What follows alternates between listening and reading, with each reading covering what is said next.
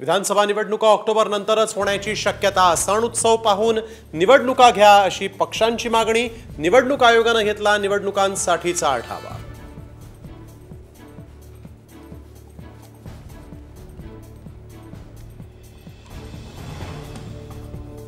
विधानसभा निवडणुकीमध्ये अजित पवार घड्याळाऐवजी दुसऱ्या चिन्हावर निवडणूक लढण्याची शक्यता। शरद पवारांच्या पक्षाने चिन्ह बदलण्याची केली होती याचिका।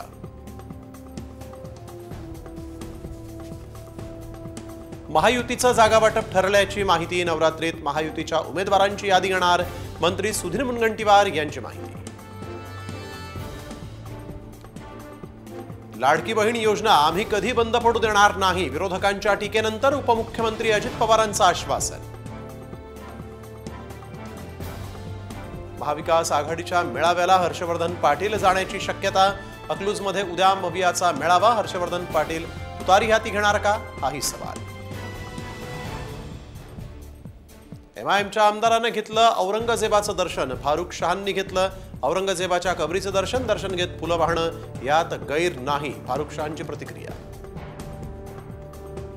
रासपचे नेते महादेव जानकरांच्या महायुतीला इशारा। सन्मानपूर्वक जागा न मिळाल्यास 288 जागांवर निवडणूक लढणार। रासपची महायुतीकडे 35 ते 40 जागांची मागणी।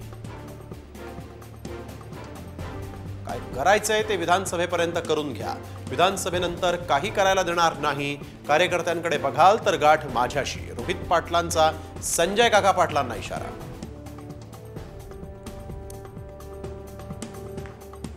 शिंदेगडाचे मंत्री दीपक केसरकर यांच्या मतदारसंघावर भाजपचा दावा।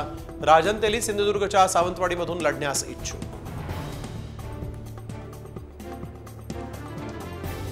पुण्याचं वैशिष्ट्य विचारलं की लोक कोयता गँग सांगतात। शरद पवारांच्या पुण्यातील वाढत्या गुन्हेगारीवरून सत्ताधाऱ्यांवर जोरदार टीकास्त्र।